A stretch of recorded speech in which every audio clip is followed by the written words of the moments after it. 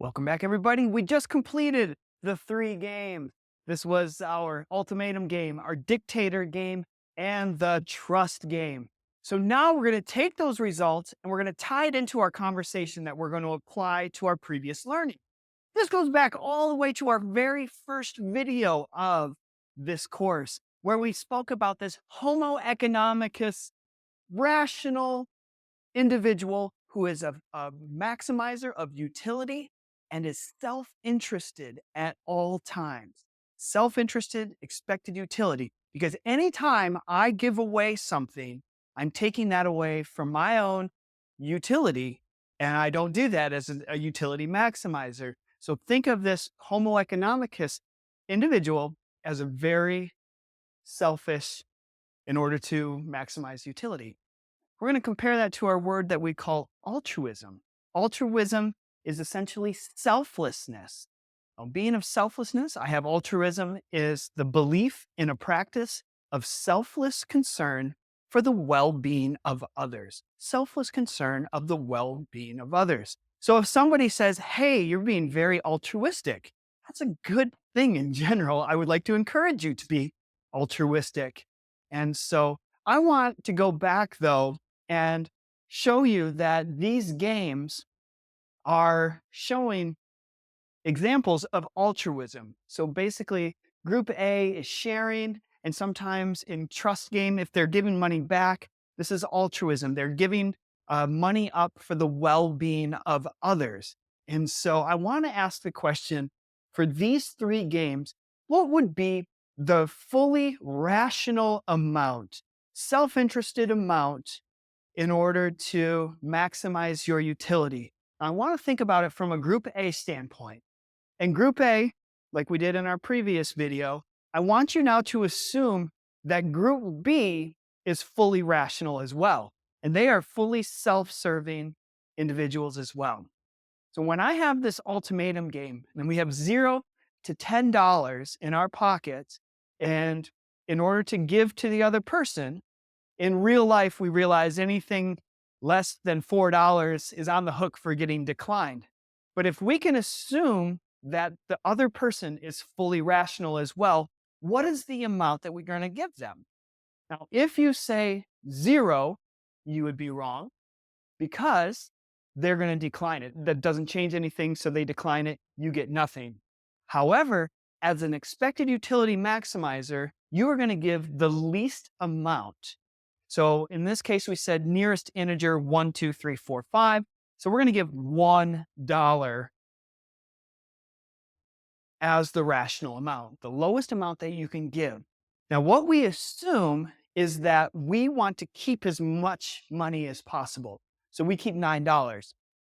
On the other side, group B, we assume that they are maximizers as well.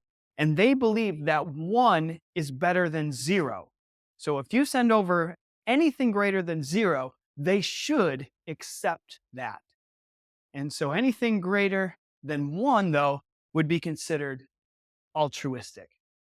For the dictator game, when the other partner does not have a choice in how much, if they get to accept or if they decline it, now the rational amount becomes 0 because you want to keep as much money as possible. And when they have no choice and you are fully self-interested, 0 is the amount. Anything greater than that? Altruistic. Now, for the trust game, what would be the rational amount to give there? Now, this could be tricky because you might be lured or thinking about, what if we split the difference? We both get to keep $15. But remember, if group B is fully rational, they are also self-interested. And so if you send over $10, guess who's keeping that $30? You got it. That's going to be group B. The rational amount for the trust game is sending over $0 because group B is going to keep anything that comes your way. So my question that I always ask my classes is, if you believe you are Homo economicus, you're a fully rational individual, and you are in the United States where tipping at a restaurant is usually around 20, 25%. And after the restaurant service is done, and but now imagine that you are Homo Economicus and that you already received all of the service. You don't need any more refills. You don't need any other services. You don't need a to-go box. All of it's done.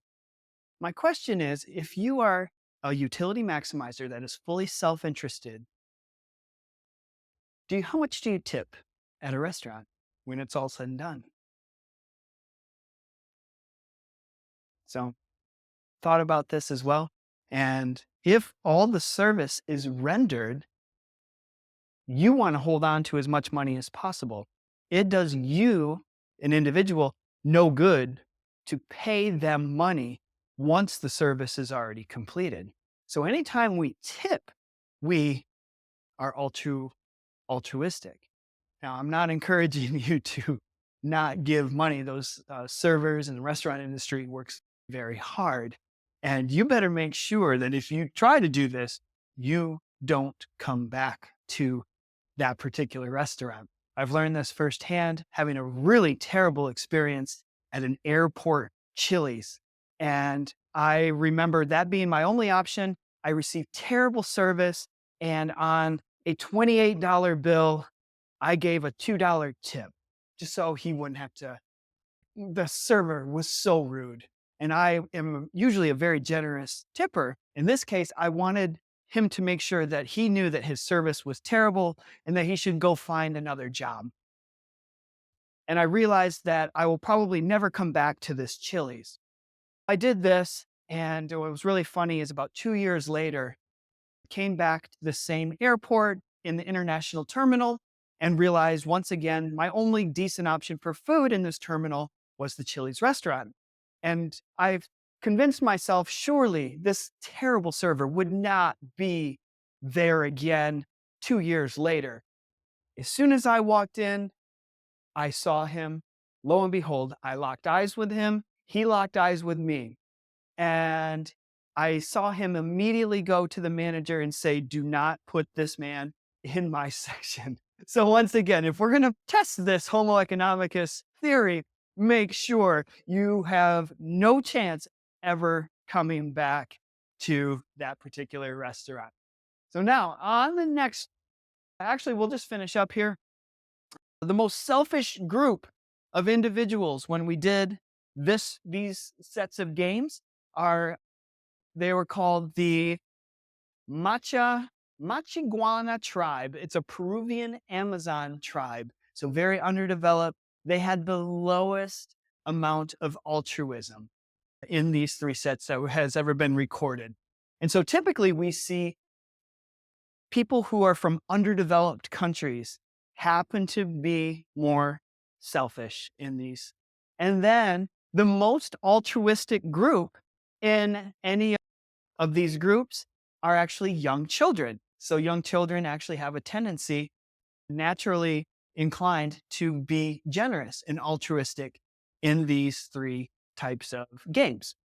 All right, so that is our application between our fully rational person and what we actually do in real life. And we'll leave it alone from there. When we come back, we are now going to make some applications to our prospect theory learning that we did in part 2. See you on that next video. Thanks.